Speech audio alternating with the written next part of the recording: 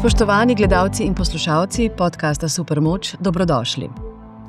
Začenjamo z vprašanjem, kako je Slovenija iz skritega bisera postala ena najbolj vročih destinacij, lahko rečemo, na svetu. In kako danes ob vseh rekordnih številkah se soočamo tudi s temnejšo platjo turizma.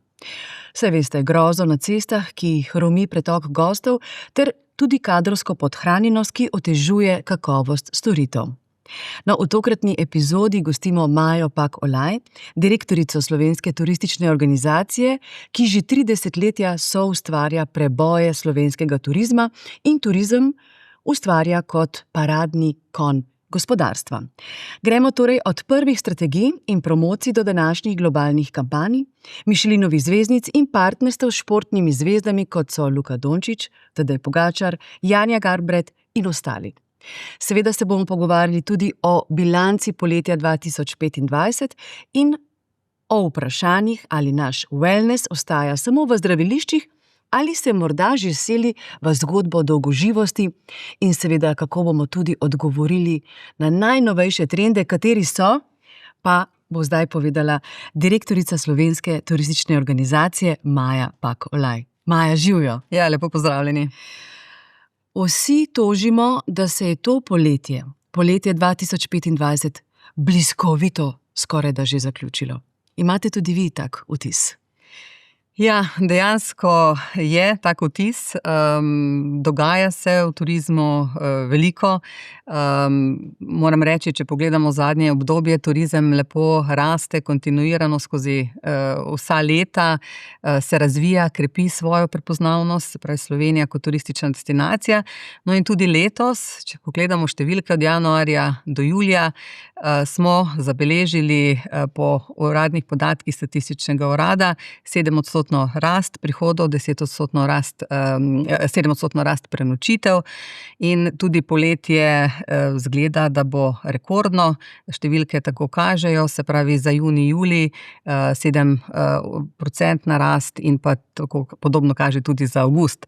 Tako da ja, uspešno kaže tudi potem do konca leta.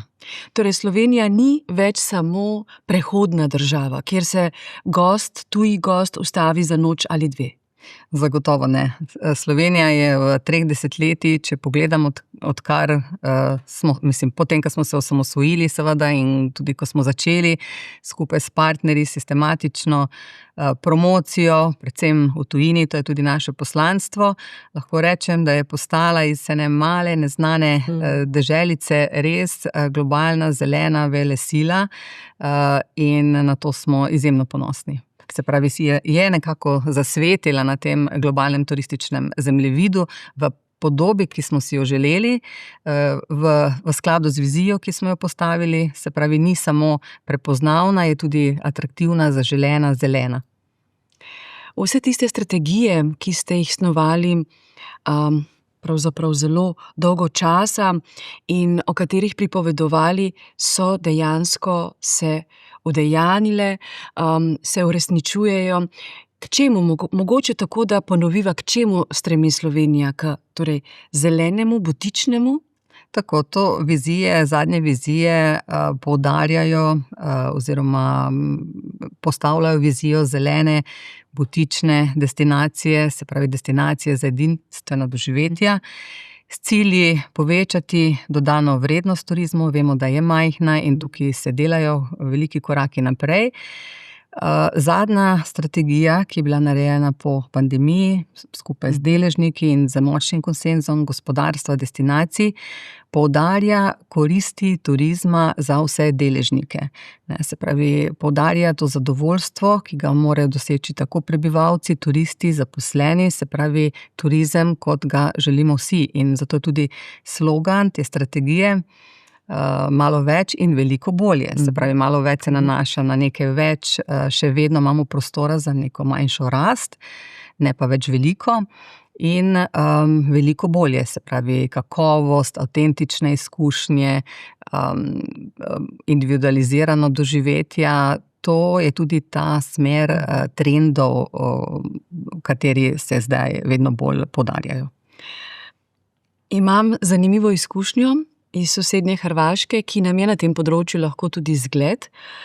In sicer bila sem na Braču v majhnem kraju Sutivan, kjer ima en butični hotel ena izmed najbogatejših Avstrijk. In mi je bil zelo zanimiv koncept, ko je dejala, da ne samo, da gostje izbirajo svojo destinacijo, lokacijo svojega preživljanja dopusta, počitnic, ampak da si tudi hotelirji jemljejo pravico izbire gosta. In ko sem jo vprašala, kaj to pomeni v praksi, je dejala, da ko vidi nezadovoljne goste v njenem res čudovitem hotelu Lemons Garden, poskuša najti skupen jezik, ustreči njihovim zahtevam, pričakovanjem. A če do tega ne pride, se jim zahvali in jih odslovi. Mislite, da bi lahko bila Slovenija recimo tako privlačna turistična destinacija, da bi si tudi pravico hotelirja v tem kontekstu lahko privoščila? Ja, zagotovo, ne. Saj naša filozofija, recimo, ko govorimo o vabljenju, targetiranju ciljnih skupin, ne, zelo natančno opredeljujemo segmente turistov na naših ključnih trgih, ki smo jih definirali skupaj z gospodarstvom, in želimo privabiti v Slovenijo, če gledam generalno, potem je seveda vsaka zgodba vsakega hotelirja specifična, ampak tiste, ki imajo afiniteto do te filozofije, vrednot, ki jih Slovenija razvija, ne, ki jim je mar za trajnost, za varovanje okolja, ki so radi v naravi, ki čutijo, ne, in ta sporočila smo skušali, oziroma smo, bom rekla, precej učinkovito prenesli v svet, in vedno več je takih turistov, ki potem prihajajo, ki spoštujejo naš način življenja, naravo, okolje, gostoljubnost, kulinariko, in to je tisto, kar bi radi, ne. In tukaj grejo določene destinacije pri nas še korak naprej, recimo Bohinj, oziroma skupnost Julijskih Alp, ne. Oni so razvili filozofijo dnevne sobe, v katero povabijo, se pravi, ta njihovo področje kot dnevna soba, kjer se kjer povabijo tistega, ki ga želijo, s katerim delijo neke skupne vrednote. In ne samo naša naravna dediščina, ampak tudi storitve, opažam, postajajo boljše, nekako sledijo višjim standardom. Ravno ko omenjate Gorenjsko, ta bi rekla alpski del, ne, se spomnim hotela, ki ga ima v lasti Damjan Merlak, vodi ga Jure Repanšek. Kako sem bila presenečena nad kakovostjo, ne samo in lepoto in dovršenosti estetike ambienta, ampak tudi kakovostjo takih storitev, wellness, storitev takih, ki jih pravzaprav gostje nekako pričakujemo, pa se mi zdi, da jih do zdaj nismo dobili. Torej, standardi so šli na res zavidljive ravni. Definitivno. Jaz sem vesela, teh zgodb je vedno več in so v skladu s to vizijo, ki smo nekako skupaj zastavili.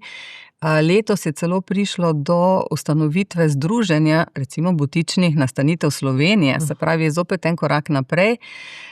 Zelo spodbujamo specializacijo v produktih, skupaj združeni potem, ali gre to zdaj za to združenje, ali združenje recimo slovenskih naravnih zdravilišč, kongresni urad, pa outdoor združenje. Se pravi, na drugi strani imamo določene segmente, asociacije, s katerimi skupaj načrtujemo.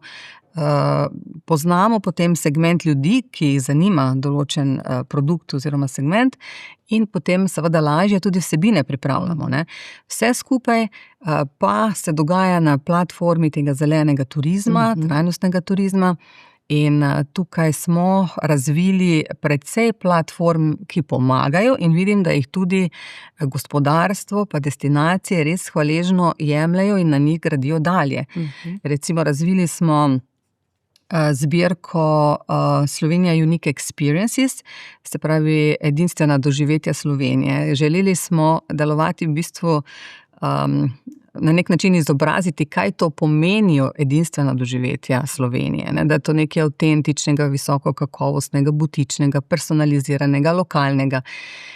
In potem ta doživetja lahko podjetja prijavijo, mi jih v skladu s kriteriji certificiramo, danes jih imamo 32 in so na nek način, kako bi rekla, ena luč, kako je treba razvijati produkte v smislu dodane vrednosti, v smislu sledenja kakovosti, trajnosti, butičnosti. Osebno vam izrekam pohvalo, namreč Slovenska turistična organizacija ne samo to, da ima že zavidljivo let delovanja, ampak se mi zdi, da je vedno bolj prisotna tudi ta zeleni slogan I feel Slovenija. Se mi zdi, da je ena zgodba, ki je Slovenijo ponesla v svet, tako da čestitam za vaš angažma in tudi pravzaprav kreativno postavljanje Slovenije na zemljevid svetovnih destinacij in očitno je, da svetovni turist je prepoznal kakovost in lepote Slovenije ali, bom rekla, cele regije. Zakaj cele regije? Ker bi se rada osredotočila v tem trenutku na Hrvaško, ki pa je to doživela, zaznala in temu primerno tudi dvignila cene. Spomnim se pogovora z finančnim direktorjem Valamarja, ki je dejal, da so avstrijski lastniki želeli, da bot, torej po vseh teh big data, algoritmi in tako naprej, bot določi cenovno politiko, ki je šla v vesolje in v nebo. Pa vendarle imajo kljub ceni, pa bom kar konkretna, tudi 1500 € na noč za mobilno hišico v Fontani, v kempu, imajo svoje goste. Kako mislite, je ta cenovna politika brezmejna ali se lahko zgodi, kar tudi zdaj opaža Hrvaška, bumerang? Ja, seveda se lahko zgodi bumerang, takrat, kadar temu povišanju cen ne sledi res nekaj inovativnega, dobrega, kreativnega, kakovostnega. Skratka, to se zgodi, ne? Sicer pa Povpraševanje ni dovolj.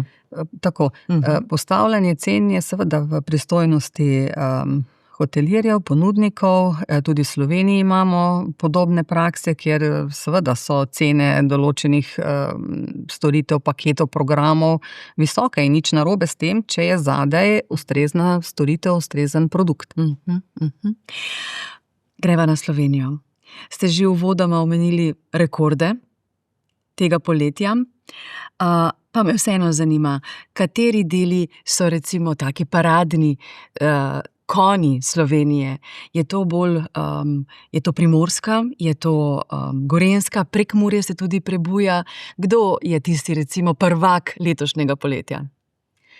Ja, jaz bi kar lepo rekla, da mi si zelo prizadevamo vsaki naši aktivnosti predstavljati zgodbo celotne Slovenije, ne? Se pravi, da predstavimo že v prvem stavku, bom tako rekla, kaj Slovenija pomeni, ne? Destinacija zelena, varna, raznolika in potem seveda tukaj imamo, prednost Slovenije je ta njena raznolikost na majhnem prostoru. Toliko doživeti, toliko lepot, toliko različnih, recimo kulinaričnih izkušenj, različnih kulturnih običajev, sodobne umetnosti, toliko vsega na malem koščku ni nikjer in preplet vseh teh svetov, ne? In to je tisto, kar daje Sloveniji neko posebno noto, ne? In dejansko tukaj je cela vrsta produktov, ki so zelo uspešni, zdravilišča, če pogledamo s svojimi odličnimi programi, tradicijo, naravnimi dejavniki, takih, toliko tega koncentriranega na malem koščku redko najdeš kje drugje. Potem, če pogledava samo outdoor, recimo produkte, gledamo bolj produktno, ne? In potem tudi destinacijsko seveda. Mi smo Slovenijo v marketinškem smislu razdelili na 4 področja, da turist lažje dobi percepcijo, kaj Slovenija je, ne, da je na prepletu teh svetov različnih.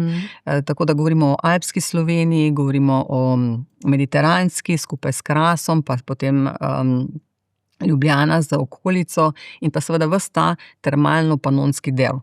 In potem znotraj tega so torej destinacije, vodilne destinacije, s katerimi sodelujemo na dnevni bazi. In dejansko predstavljamo, promoviramo vse in jih spodbujamo, so pa na različnih stopnjah seveda.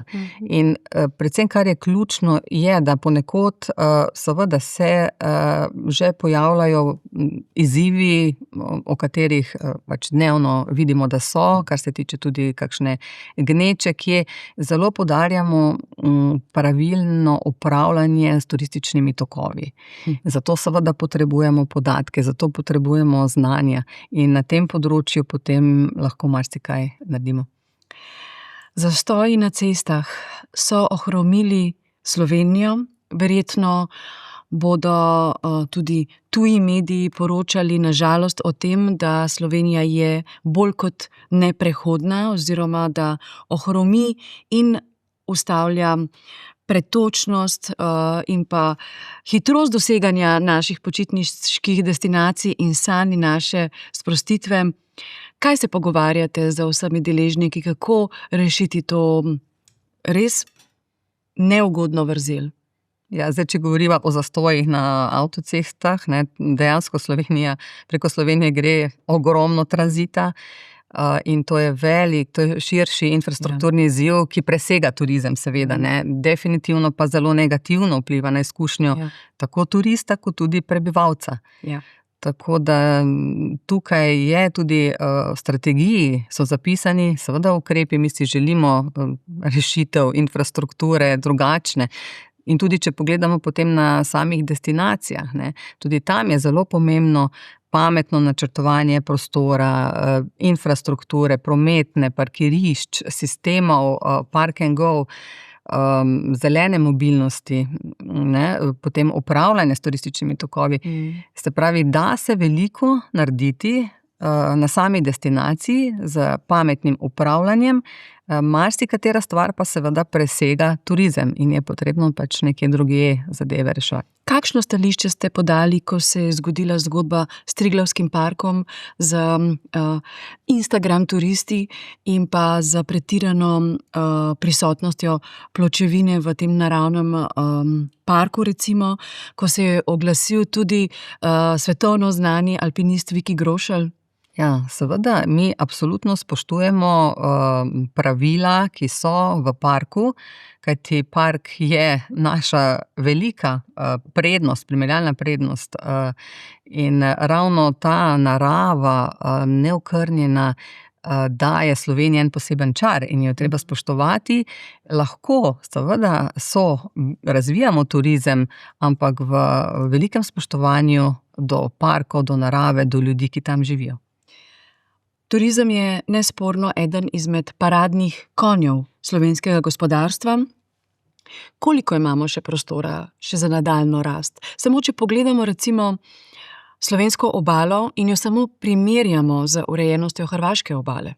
Torej, kapacitete so, a navadnemu obiskovalcu slovenskega Primorja je tako jasno, da ne izkoristimo lepote, ki jo imamo, ali pa denimo več kot 100 kilometrov možnosti za urejanje obvodnega, obrečnega pasu ob Kolpi.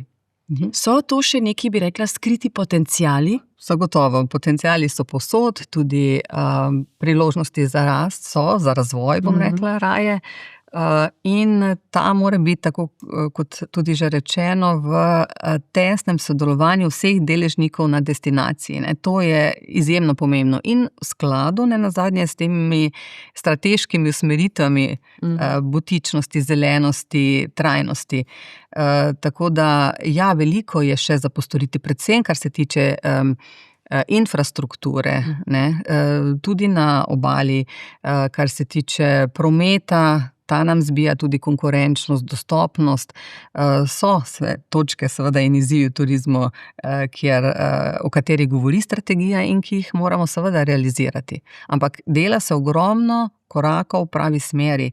In ogromno podjetnikov, ljudi je našlo svoj smisel v turizmu in to nekako daje en optimizem, da bo počasi se tudi nekje v določenih destinacijah, kjer še ne rešujejo zadeve tako, kot bi morali, recimo, kot bi bilo v največjo korist tudi prebivalcev, da se bo potem tudi tam to storilo.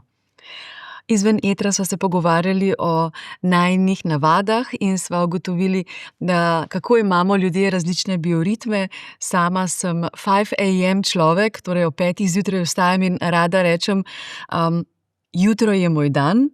In potem sva naredili vzporednico z turističnim dogajanjem skozi leto in ugotovili, kako bi bilo fino, da se počitnice razpršijo. Namreč poletje ni več tista zgodba, na katero bi čakali, temperature so previsoke, tudi cene so previsoke, gneča je prehuda, pa tudi živahno dogajanje v krajih, kjer živimo, je privlačnejše, kot je bilo nekoč. Kako vi ustvarjate neko, bi rekla, platformo ali prostor, da bi se vendarle zgodilo sezonsko razprševanje naših turističnih doživetij? Ja, to je dejansko naša ključna naloga. Naše poslanstvo je promocija in vsa promocija, ki je že nekaj časa, že nekaj let jo usmerjamo v privabljanje turistov izven sezone. Sedaj je že izključno izven sezone, ne?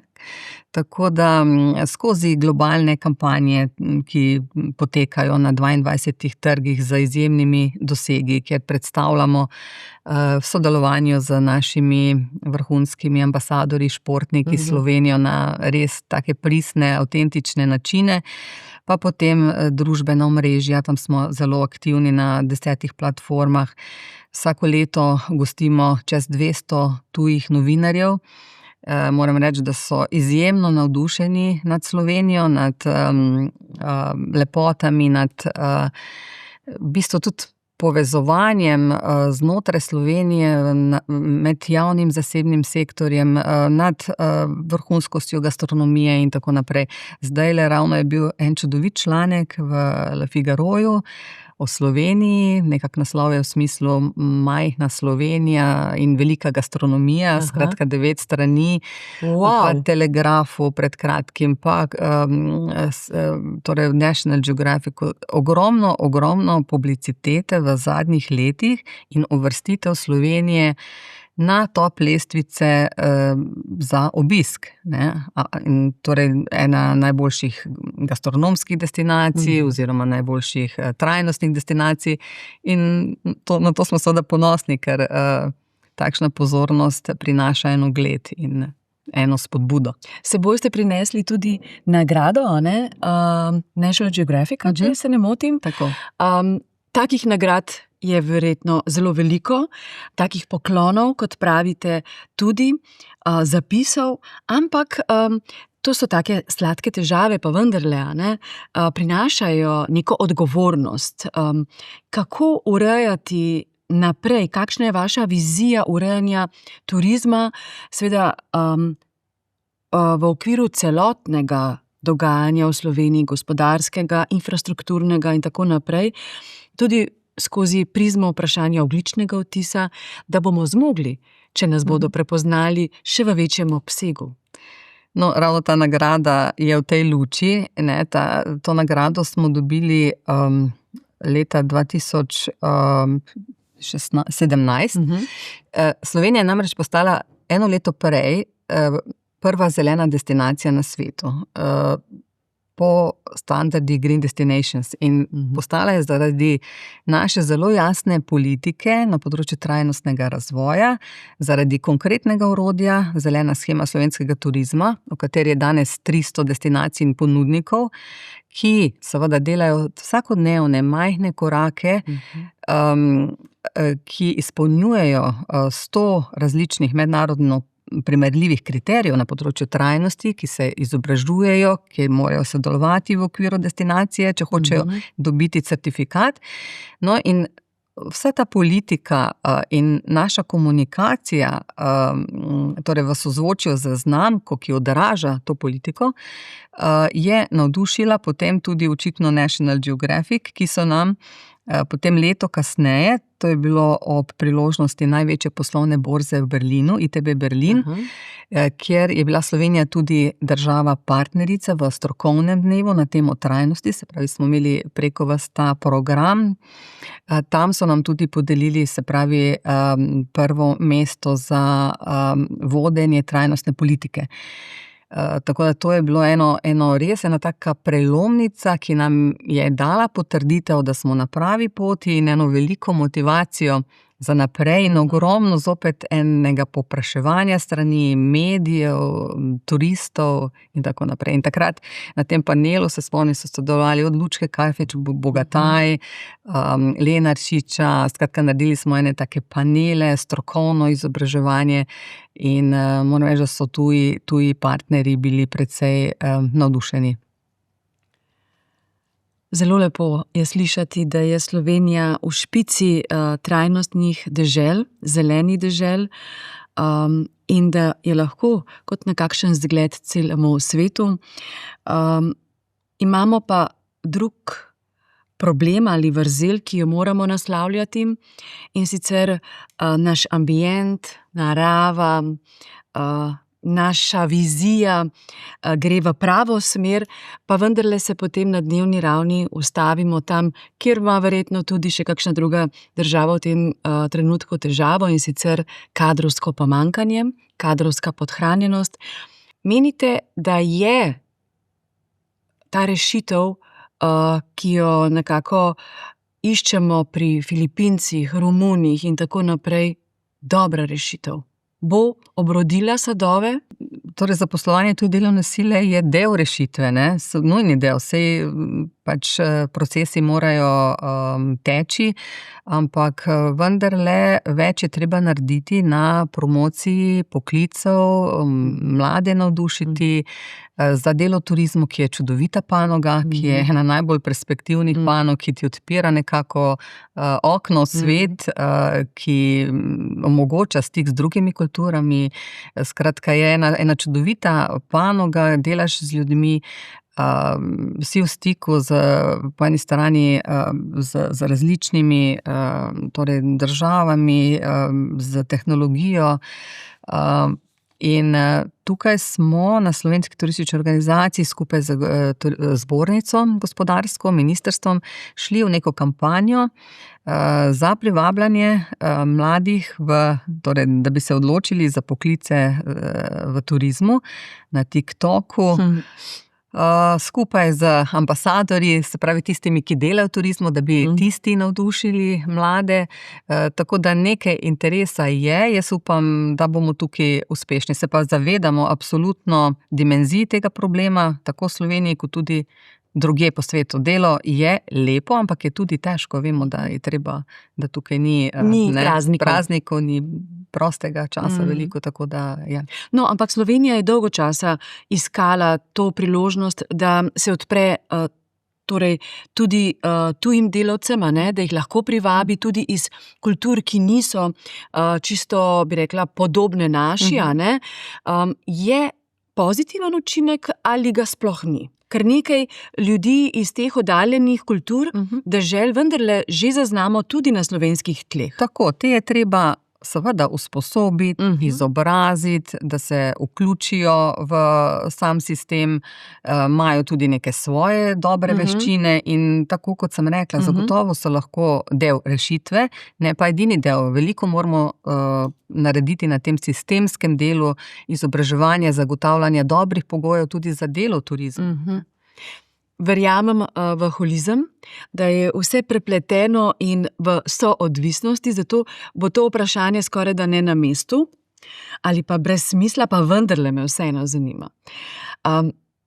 Luka Dončić, Janja Garnbret, pa Pogačar, pa Roglič in tako naprej. Torej, svetovno znane face, frajerji svetovnega kova. Vi intenzivno sodelujete z njimi. Kakšen dejanski vpliv imajo te osebne blagovne znamke na prepoznavnosti državne blagovne znamke? Turistične blagovne znamke. Izjemen. Jaz sem izjemno ponosna in počaščena in hvaležna, da lahko sodelujemo s temi našimi vrhunskimi športniki, ki so za mene najboljši promotorji svoje države. In če pogledamo, da je naš ključni produkt so aktivne počitnice, da večina turistov, ki pride k nam, pride z motivom aktivnega preživljanja, počitnic, oddiha v stiku z naravo. In kaj je lepšega, kot če to povežemo potem športniki z njihovimi uspehi, z njihovim navdihovanjem vseh teh ljudi. Tako da skupaj z njimi, potem ko objavljamo torej določene vsebine, torej beležimo izjemne dosege. Recimo, velik doseg je samo, ko je Luka delil našo objavo prižigu lučk konec lanskega leta, to so bili milijonski dosegi, interakcije, in to je bila priložnost, da smo mi potem predstavili to državo, ki je Lukova rojstna dežela. In potem, ko je torej letos Pogačar dosegal v zadnjih letih take uspehe, smo z njim posneli nekaj filmov, in ko je te filme objavil, to so bili milijonski dosegi. Tako da šport in turizem se precej uspešno prepletata pri obeh področjih. Gre za eno strast in kombinacija je, bi rekla, zmagovalna, zato mi tudi sodelujemo pri številnih mednarodnih športnih prireditvah, recimo dirko po Sloveniji. Zanimiva je bila objava, ki je tudi dosegla milijonske oglede, nočna odbojka na Ljubljanici. Ja, wow. To so take stvari, ki dejansko pritegnejo. To je kar unikatna zgodba. Tako, to je unikatna zgodba. In tu je te športne prireditve očitno znamo v Sloveniji izjemno dobro organizirati, izpeljati, vrhunsko znanja imamo veliko, in potem, če k temu dodamo še dobro promocijo in to povežemo skupaj z znamko, meni je všeč, da vsi ti naši ambasadorji delijo vrednote znamke in potem je ta promocija bolj učinkovita. Takole v takem teenagerskem žargonu bi lahko rekli, tam, kjer je Luka, tam je cool, ne? Ja. Tam, kjer je Janja, je the best, ne? Je bilo, ja. Ja, in če nisi frajer, ne gre, torej, če si frajer, greš tja, kamor gre Luka. Recimo, tako nekako. Tako nekako, ja. No, ampak vendarle, malo prej smo omenili, da je turizem močna zgodba slovenskega gospodarstva, kar nekako se mi zdi, da vleče gospodarstvo v svojimi dosežki, uspehom v nekak boljši jutri. In Slovenska turistična organizacija ima tudi zelo pomemben del na Blejskem strateškem forumu. To je dogodek velikega formata, evropskega, svetovnega formata, zelo močna regijska zgodba, politično-gospodarska. Kaj boste povedali na tem forumu? Kakšna stališča boste zasledovali? Ja, torej že vrsto let organiziramo turistični panel v okviru Blejskega strateškega foruma, se skušamo navezati na tematiko. No, letos bo v ospredju predvsem konkurenčnost evropskega turizma. Vedno govorimo, poleg Slovenije, seveda tudi o Evropi. Povabimo goste torej z evropskih institucij, Evropske turistične komisije in drugi. Govorili bomo o vrednotah, ali so vrednote v bistvu sedenje vrednotam, spoštovanje vrednot, ki smo jih zastavili, ali lahko predstavljajo oviro pri konkurenčnosti turizma, ali ne. Seveda je retorično vprašanje, ampak ravno to, se pravi, na kakšen način delujemo v skladu z vrednotami naprej in na dolgi rok zagotovo to prinaša večjo konkurenčnost. S kakšnimi podatki pa bi lahko recimo takole postregli našim gledalcem in poslušalcem, da bi nekako umestili turizem kot močno gospodarsko panogo? Koliko ljudi je zaposlenih v turistični industriji, v tej panogi? Taki fun facti ali real facti? vezani na turizem? Dobro, absolutno, če pogledamo sam prispevek bruto družbenemu produktu, je tu nekje skupaj z vsemi posrednimi in induciranimi učinki nekje 10%. Letno gostimo v Sloveniji skoraj že 7 milijonov turistov, 3/4 iz tujine in pa 16-17 milijonov prenočitev. Trgi so zelo zanimivi, mi smo v dobri poziciji, geostrateški, imamo v bližini večina zelo zanimivih emitivnih trgov, nemški trg, avstrijski, italijanski, vse bolj pomembni postajajo vzhodnoevropski trgi, velika rast strani Poljske, Madžarske, Slovaške. Skratka, zaposlenih, vsak 10. je zaposlen, tako ali drugače, v turizmu, pa s turizmom povezanimi dejavnostmi. Turizem, jaz bi rekla, da prinaša, kot sem prej rekla, tudi eno tako pozitivno moč, je nekako motor tudi trajnostnega razvoja. Kajti, če ga razvijamo tako, kot smo si zamislili, trajnostno, z upoštevanjem vseh teh usmeritev, kakovost, višjo dodano vrednost, varovanje okolja, potem dejansko bo prinesel tudi rezultate in zadovoljstvo prebivalcem in večjo kakovost življenja. In to nam je nekako končni cilj. In ravno s tem namenom smo želeli tudi malo bolj natančno meriti učinke v turizmu. Zato smo v zadnjih 3 letih razvili res kompleksen nacionalni sistem, nacionalno informacijsko središče za turizem, kamor se stekajo prav vsi podatki iz Slovenije, iz tujih virov in dejansko nam potem ta analitičen sistem daje dobro podlago za spremljanje uspešnosti turizma, kako dobro smo mi realizirali strateške ukrepe, daje nam podlago za boljše načrtovanje v prihodnje, boljše turistične strategije za naprej, boljše uravnavanje turističnih tokov. Skratka, vsebuje nekje že sedaj približno 70 kazalnikov, in tukaj noter imamo kazalnike od intenzivnost turizma, gostota, povprečna doba, struktura turizma, ogljični odtis, zadovoljstvo prebivalcev s turizmom, zadovoljstvo samih turistov, pa potem zaposlovanje, podatki o zaposlovanju, podatki o poslovanju podjetij. Se pravi, vse, kar je možno, bo v tem nacionalnem informacijskem sistemu.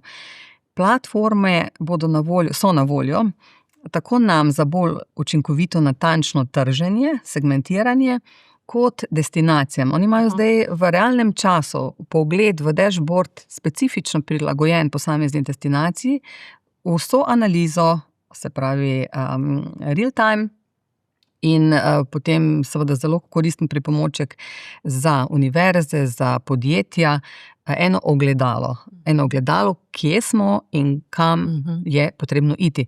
In iz teh kazalnikov smo potem izločili 12 tistih najpomembnejših in oblikovali slovenski turistični indeks, ki kaže delež realizacije strateških ukrepov. Trenutno je recimo 90%. Nimamo še vseh podatkov zbranih, ampak delamo na tem in prihodnje z nadgradnjo, da bo čim več podatkov, tudi kakšen zakon bo treba spremeniti, da bomo dobili še več podatkov. Skratka, ena odlična zadeva za to, da bomo še bolj vedeli, kako pomemben je turizem. Zdaj se bom dotaknila rak rane slovenskega turizma, pa bom vprašala, kako zelo pa so in bodo realni ti podatki, glede na to, da vemo, da se tudi v Sloveniji prepogosto soočamo z oddajanjem tudi nekih sobic v zasebnih hišah na črno in tako naprej. To drobljenje kapacitet in oddajanje na črno, ta siva ekonomija je problem. Kako ga naslavljate in ali se obetajo tudi mogoče bolj poostreni nadzori, kazni za to vrstno početje? Ja. In kakšen vpliv ima na turizem? Ja, tukaj vemo, da je pripravljena sprememba zakonodaje, to zadevo pelje Ministrstvo za gospodarstvo, turizem, In zagotovo to ni optimalna situacija, vse države se s tem soočajo in to je treba zamejiti, zato ker ne smemo dovoliti, da prihaja do tega, da se nam veča delež kapacitet, ki so mogoče v bolj nižjem cenovnem, oziroma niti ni tak problem, če so v nižjem cenovnem razredu, kot to, da ne zadoščajo nekim standardom, ki smo jih postavili, ne. In sedaj se nam... Ko prekinjam, a veste, slišim tudi, da se družina za nekaj časa izseli dobesedno v neko sobico, zato da del svojega stanovanja oddaja. In to ni problem samo slovenski, ne? Mislim, če to delaš v skladu s pravili, če imaš zadeve prijavljene, če imaš če imaš kakovost, potem je to v redu, ne? In zadeve prijavljene, legalne, tako kot mora biti, ne? In da imaš pametno strukturo nastanitev, ne? Vseeno pač hoteli ne smejo upadati njihov delež, ne, na račun potem tovrstnih nastanitev, mora biti neko ravnotežje. Če greva še malce k konferenčnemu turizmu, vem, da se Slovenska turistična organizacija izrazito prizadeva, da bi tudi to področje še bolj zaživelo. Pa me zanima, kakšna je smer, da pridejo turisti kot tako privatno odkrivajo Slovenijo in potem se ta business-wise zgodba zgodi in pripeljajo recimo podjetje, ki tukaj izvede team buildinge ali konference, ali obratno, iz poslovne izkušnje potem pridejo nazaj privatno in si ogledujejo slovenske lepote. Oboje. Vsekakor je kongresni turizem eden od ključnih produktov. Kongresni urad Slovenije je naš pomemben partner, z njim skupaj načrtujemo aktivnosti, strategije. Sedaj ravno nastaja nova strategija za kongresni turizem v Sloveniji, ki bo dal zopet nek nov zagon. Kongresni turizem ima pomembni multiplikacijski učinek na različne dejavnike in seveda marsikdo, ko pride poslovno v Slovenijo ali na kongres ali na incentiv, kakorkoli, na srečanje poslovno, velika verjetnost je, da bo pripeljal svojo družino oziroma da bo prišel, da se bo vrnil. To je ta ideja, ne? Da se vračajo turisti. Tako. In verjetno se bodo še bolj vračali, če bomo sledili nekim trendom. Pojavljajo se neki novi izrazi v turizmu. Neke skovanke, ki so nam bile do nedavnega tuje in sicer odzivajo se na vročinske valove, na vse večjo vročino in sicer gre za coolcation. Kaj ta izraz prinaša in kakšen trend ustvarja? To zelo pozorno spremljamo trende, ki jih objavlja Evropska turistična komisija ali pa Svetovna turistična organizacija, ki res združuje veliko ekspertov in budno spremljajo vsa dogajanja in so tudi seveda v ospredje postavili trende, kot so coolcation recimo, ne, zaradi vpliva podnebja. Vemo, da so poletja pri nas vedno bolj vroča in ljudje iščejo destinacije, ki so morda malo bolj hladne. Tako da povpraševanje se povečuje poleti, tudi po bolj severnih krajih. V Sloveniji imamo tudi veliko možnosti, ne, za coolcation, recimo ves ta alpski del z gozdovi, z rekami in tako naprej. In lahko tudi v tem delu odgovarjamo na del teh trendov. Potem je pa še en izraz, in sicer nocturizem, ali kako že? Nocturizem, ja. Nocturizem. Ja. Kaj pa je to? To pa izhaja iz latinske besede noč, ne? Gre pa za opazovanje nočnih pojavov, recimo zvezd, nebesnega sija na severu, živali, se pravi favne, pohodov večernih, ogledov, koncertov, muzejev zvečer.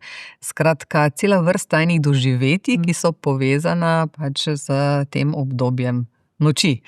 Torej, tisto, kar smo včasih občudovali v Španiji in podobnim deželam, ker je bila znana siesta, ne, in potem nočno pohajkovanje tudi mladih družinic, prihaja k nam. Tako, in s tem se mogoče tudi razbremenijo, razpršijo ti turistični tokovi, kar je seveda dobrodošlo. Maja Pakolaj, veliko stvari sva povedali o področju, ki ga ne samo obvladate, ampak ga tudi čutim to. Imate to strast in to ljubezen do turizma, ki seva in se izraža v vaši angažiranosti. Ampak dovolite, da vas vprašam, kakšne so pa vaše najlepše počitnice in kako ste preživeli poletje 2025? Zelo različne so. Kot turist sem res pač skušam en del vedno raziskovati Slovenijo, zato ker mi je bolj kot potujem, raje jo imam, moram reči. Najdem svoj mir v Sloveniji na različnih koncih. Drugače pa zelo rada seveda potujem tudi kakšen Coolcation je bil 2 leti nazaj. Skandinavija? Tako sva šla z možem v Skandinavijo z avtodomom do Nordkapa in potem nazaj. Wow. Je bil res pravi Coolcation. Potem letos recimo je bila to Dalmacija, zelo rada nekako pridem do morja, se skopam v morju.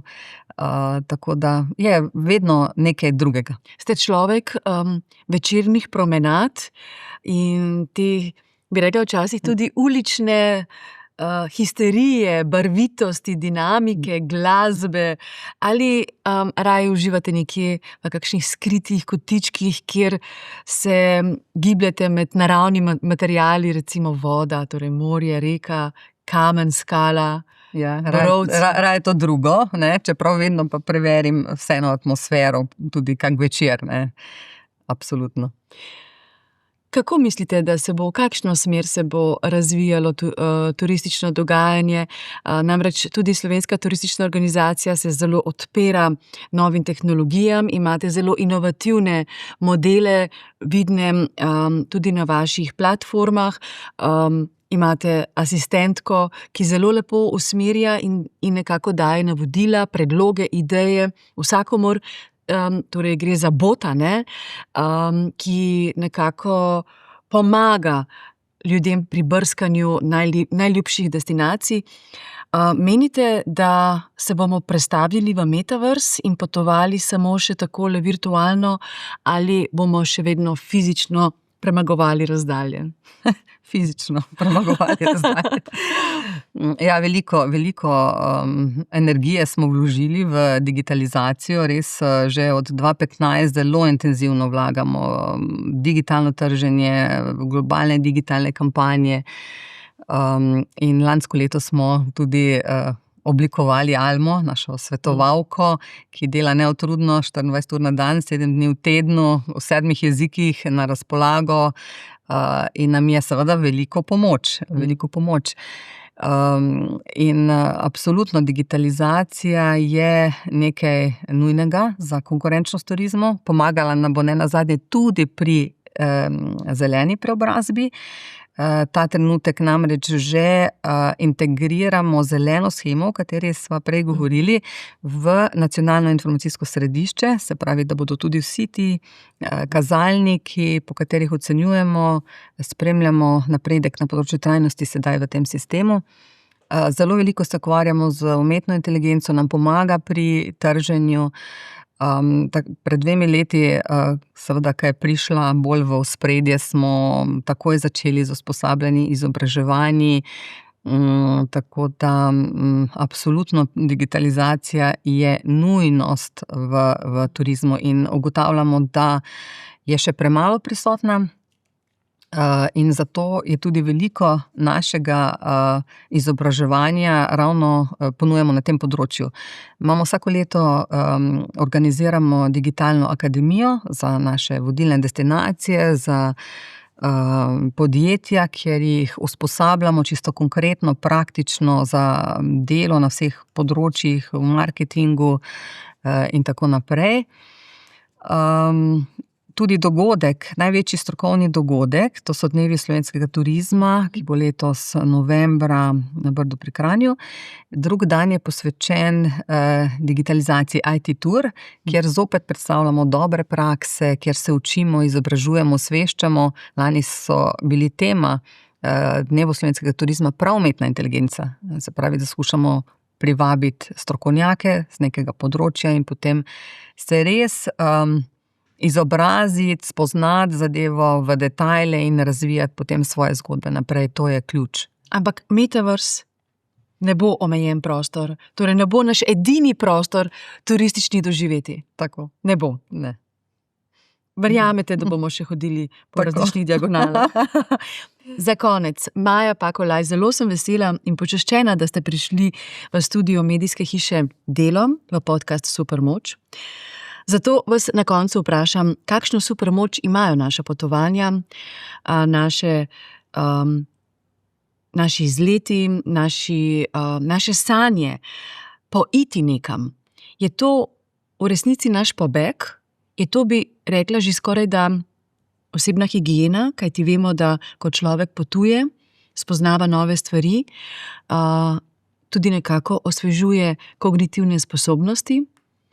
Ali je to neka nujna zgodba za to, da postanemo še bolj široki, še bolj odprti in strpni v času, ko nestrpnost nekako diktira geopolitično stanje? Vse to, praktično, vse to je turizem, daje nam neizmerno energijo. Vidimo, da je visoko na lestvici potreb, naša potreba po spoznavanju, po potovanju, po druženju, in turizem je torej panoga, kjer lahko res na najlepši način to uresničiš. Je nek promotor nazadnje tudi miru, trajnosti, razvoja, osebne rasti, tako da ogromno daje. Zanimivo, ne? Da se navkljub temu, da človek iz katerega koli dela sveta ima možnost potovanja, da se potem še vedno zgodijo navkljub lepim izkušnjam v kontekstu turizma, zgodijo takšne nestrpnosti in konflikti, ki privedejo do skrajnosti, in to je do vojne. Žal. Ja. Kako bi zaključili najin podcast, da bi bilo pozitivno? Morda eno vabilo, in sicer 30. obletnica Slovenske turistične organizacije. Omenili ste že, da se obeta zelo lep dogodek, lepo praznovanje. Morda še 3 pikice za konec, Maja Pakolaj. Ja, res je bilo ogromno narejenega v teh 30 letih, ogromno enega pozitivizma, strasti, ljubezni do države, ljubezni do vseh, s katerimi smo sodelovali. Tako da ena velika hvala za konec vsem deležnikom, s katerimi smo skupaj oblikovali to čudovito zgodbo, predvsem pa odlični ekipi na STO-ju sodelavcev. Lepo. In to zadnje vas odlikuje, ta zahvala. Redki so, ki se takole javno zahvalijo svojim kolegom, svojim zaposlenim. Zato bi rekla, da je to vaša supermoč. Hvala lepa. Maja Pakolaj, vse dobro in čestitke ob zavidljivi obletnici in obilo lepega praznovanja. Hvala.